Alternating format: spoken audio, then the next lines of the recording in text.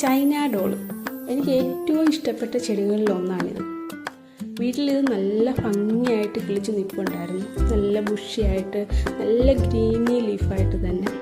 അത് ഇൻഡോർ ആയിരുന്നു വെച്ചിരുന്നത്. ഇപ്പോൾ എടുത്ത് ഔട്ട്ഡോർ വെച്ചപ്പോഴത്തേക്കും ഇതിൻ്റെ ഇലകളെല്ലാം മഞ്ഞിക്കാൻ തുടങ്ങി, കുറച്ച് ഡള്ളായി. അപ്പോൾ ഞാൻ വിചാരിച്ചു ഇതങ്ങ് പ്രൂൺ ചെയ്യാം.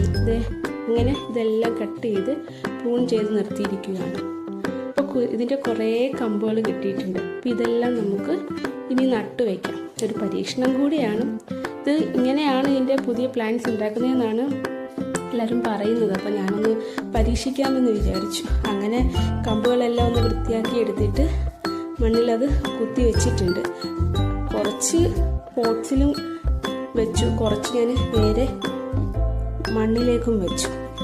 നല്ല ഷെയ്ഡുള്ളിടത്താണ് വെച്ചിരിക്കുന്നത്. വെയിൽ കൂടിയാൽ പെട്ടെന്ന് പിടിച്ചു കിട്ടത്തില്ല. അപ്പോൾ ഇത് പിടിച്ചു കിട്ടുവാണെങ്കിൽ നിങ്ങളെ കാണിക്കുന്നതായിരിക്കും.